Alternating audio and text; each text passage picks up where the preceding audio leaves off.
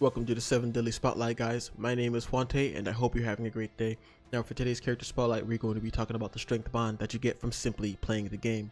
His first ability, Extinguished Fire, inflicts 120% damage to a single enemy and takes one of their ultimate gauges.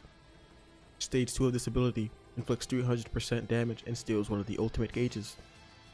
Now, third stage of this ability is where it shines, deals up to 450% damage to a single enemy, and this time it steals up to 3 ultimate gauges. Bond's second ability, Immortal Body, take a stance and recover up to 30% of the missing HP at the beginning of the next turn. Now, for those of you who are kind of confused by what this means, pretty much all the damage that Bond takes on the turn prior to your next one, he's going to recover 30% of all of it. Second stage of this ability, it now cleanses debuffs, takes a stance for 1 turn, and recovers up to 50% of the missing HP on the next turn.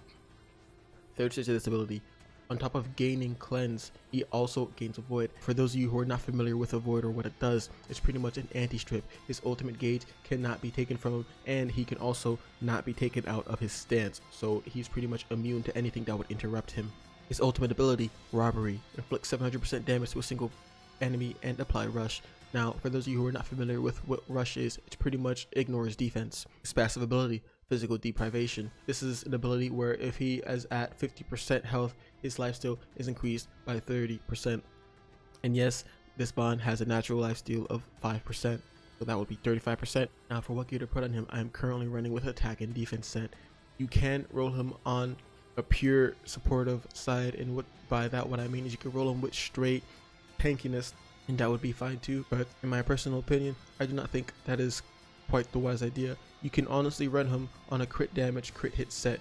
His base crit rate is 30%, so putting him on a crit rate set would get him to at least 60, and then you can get his crit damage up to at least 200% if you're really grinding it out.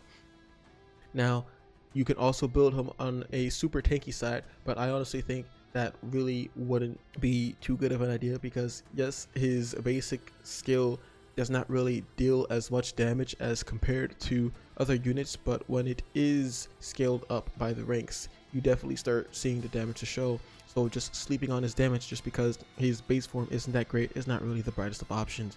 You should test him out, see what he has to offer to your team, and see if you need him to be an attack type or a defensive type.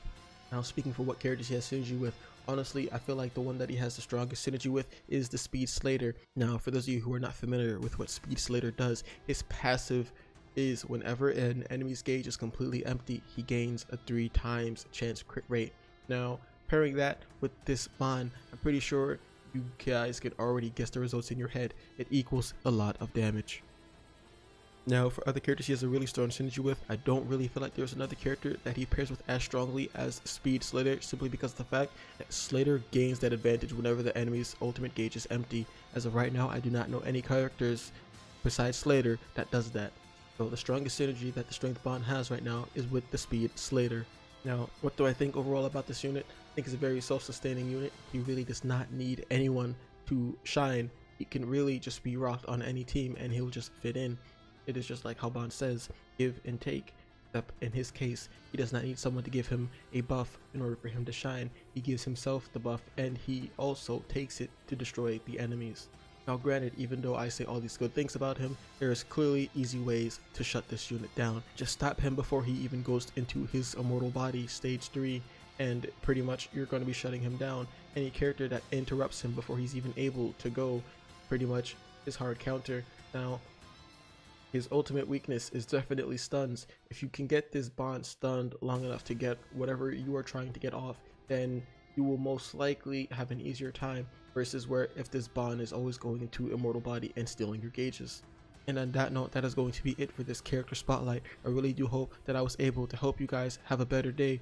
My name is Juante. Peace.